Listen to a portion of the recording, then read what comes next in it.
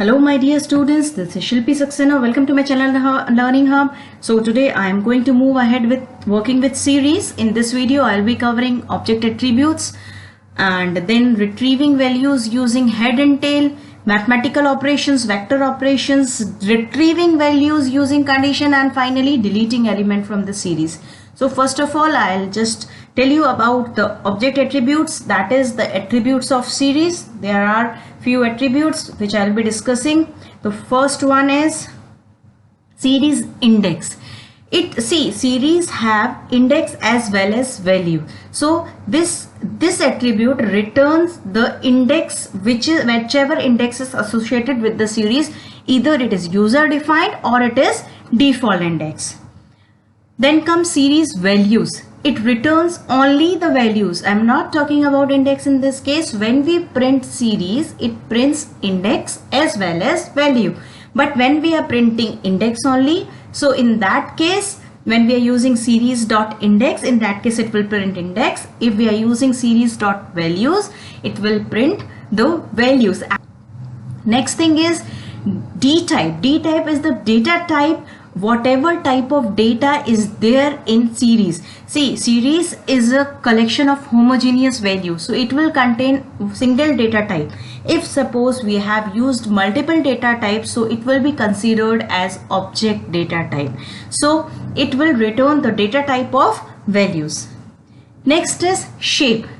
It returns the tuple of shape. What means how many elements are there in the shape. Shape means if it is, it is single dimensional. Obviously series is a single dimension. So it will return a tuple in which the tuple will contain the first element, in which it will denote the number of element, followed by comma. Why comma? Because it doesn't have the other dimension. It has only single dimension. So next is n types. It returns the number of bytes of data, means the total bytes which is occupied by the data. Then ndim, that is dimension, number of dimensions, how many dimension a series is having. Then the number of elements, size means total number of elements in the series. And then it returns this attribute, will check whether it has any NaN, that is not a number. Empty, it will return true if series object is empty, means if doesn't have any value, in that case it will return true, otherwise it will return false. Now I'll show you with the help of program. I have already written this program. What it will do, it will create a series in which these are the values 11, 32, 44, 37 and 28. Random values I have taken, and I have defined the index A, B, C, D, E. If you want, you can skip it. Then all these attributes I have printed, so I'll just run it, then I'll explain. So you can see here, this is the series: A index 11, B index 32, C index 44, D index 37, E index 28. Data type is int64. Why int64? Because it have integer type of data. Then first attribute is series.s.index. You can see here s.index. I have written the name of the series followed by dot followed by attribute. So the index is, see the list, it will return a list and data type object. Because why object? Because the data type of index is object, that is why it will return D type object. And values, see the value, whatever values are associated, that will print. If you want to print the data type of values, in that case you have to use s.dtype. When you are printing index, at that time D type is printed, but you are printing values, at that time D type is not printed. Hence, if you want to know the data type of values, you have to use D type attribute. Now comes shape. It returns the tuple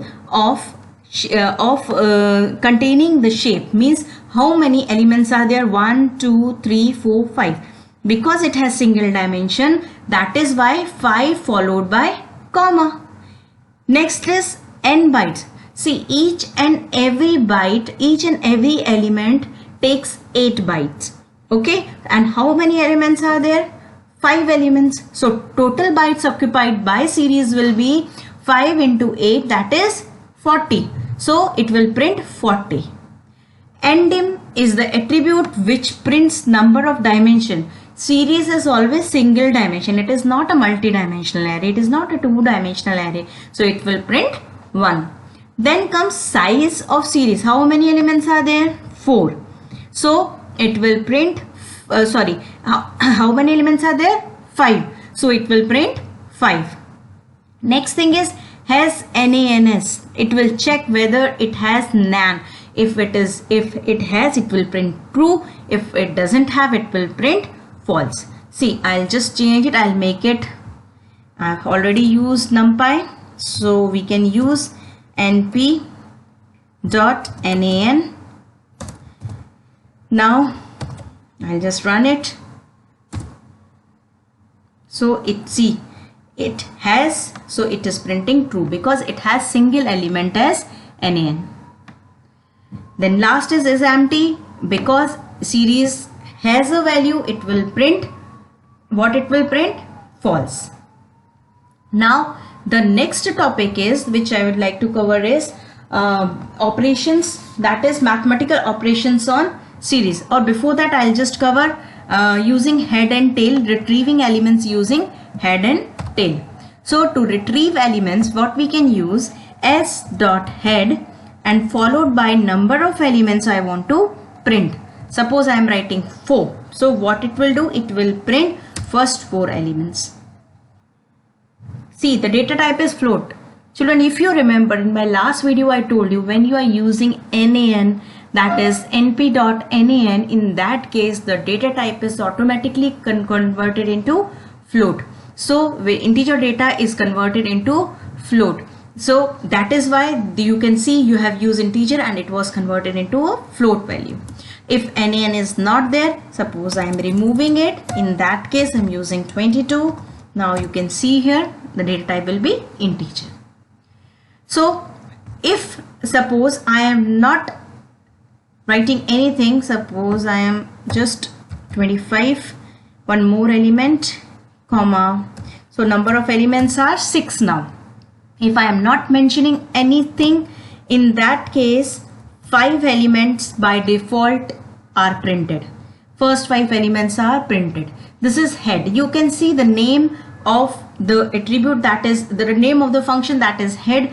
Head means top 5 elements. Similarly, we have tail, means bottom 5. If I am not mentioning anything, by default bottom 5 elements will be printed. You can see here starting from B to means you can see from last F, E, D, C, B. Now if we are mentioning anything, that 2 suppose, then what should be printed from the bottom? E and F should be printed. You can see here. So this is the concept of head and tail. Now comes mathematical operations on series. Suppose I have 2 series. Okay, I'll just copy paste it. I have 2 series. I'm defining S1 and S2 and S2, and if we want, we can do mathematical calculations on it. Suppose this.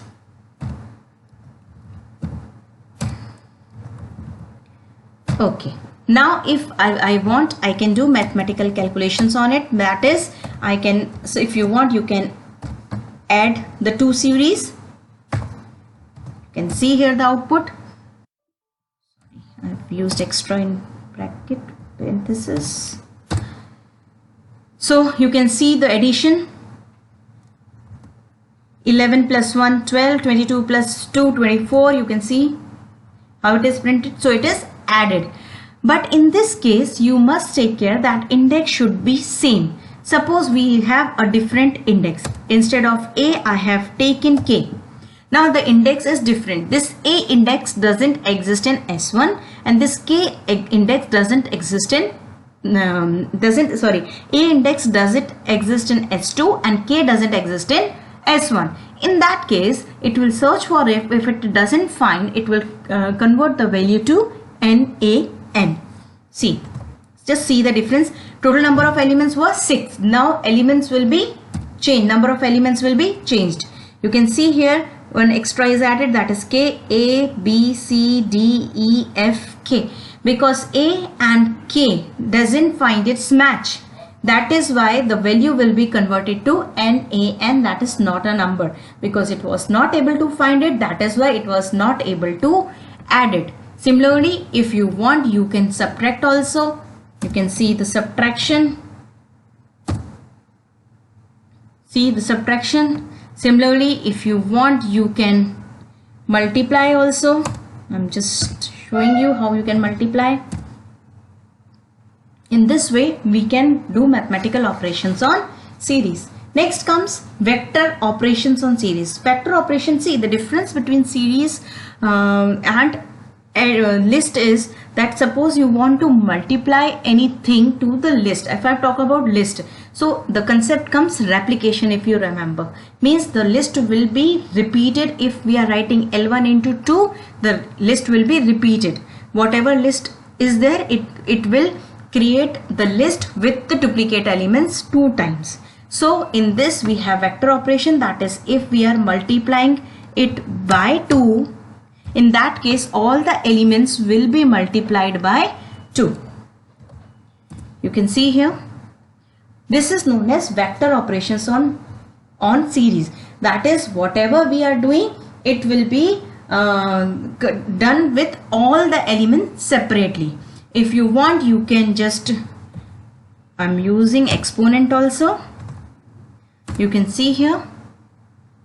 So this is vector operation.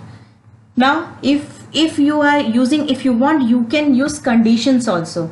So the condition, suppose I am writing print S1 is suppose I am writing greater than 33.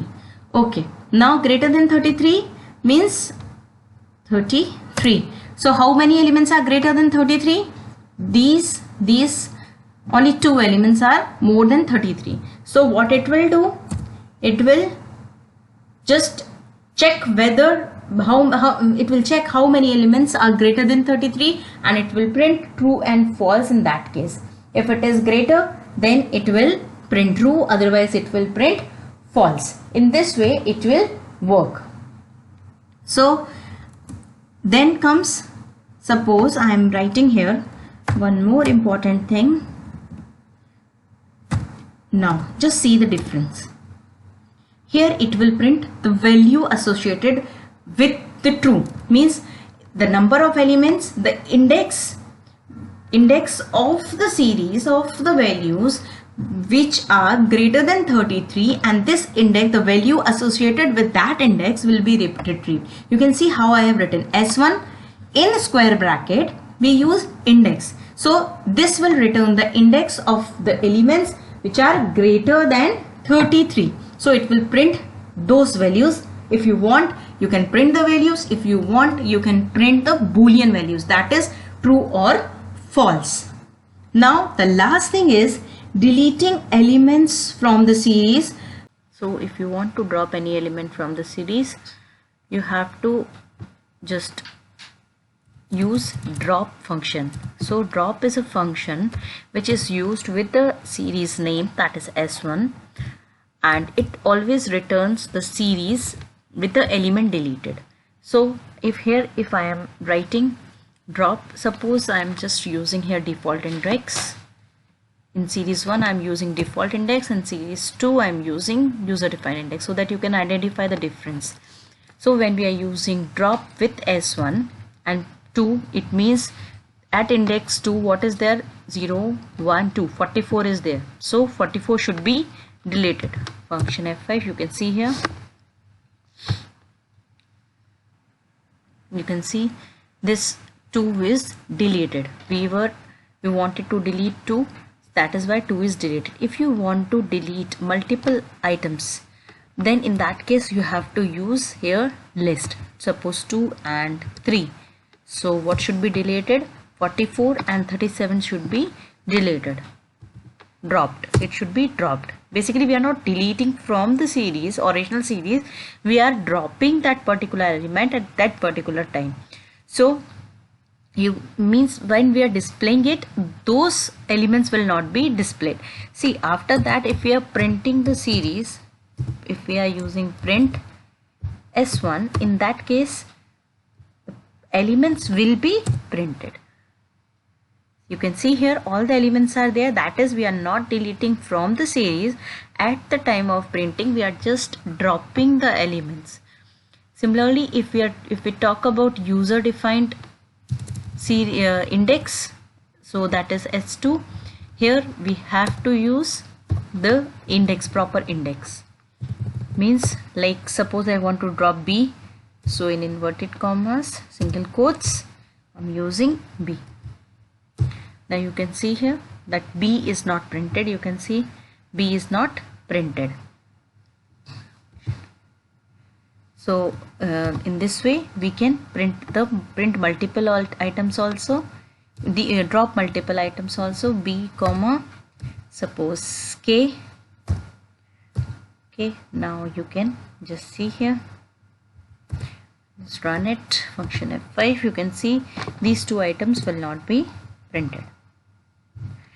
See, now if I am trying to use default index in that, suppose I am writing 2 or only one element I want to drop by using default index, suppose 2, it means 0, 1, 2, this should not be printed, but it will generate an error because we already have user defined indexes, so 2 will not be found. So in this way we can drop elements from the series. So I hope you understood the concept. If you like this video, please like and subscribe, hit the bell icon. Thank you and have a nice day ahead.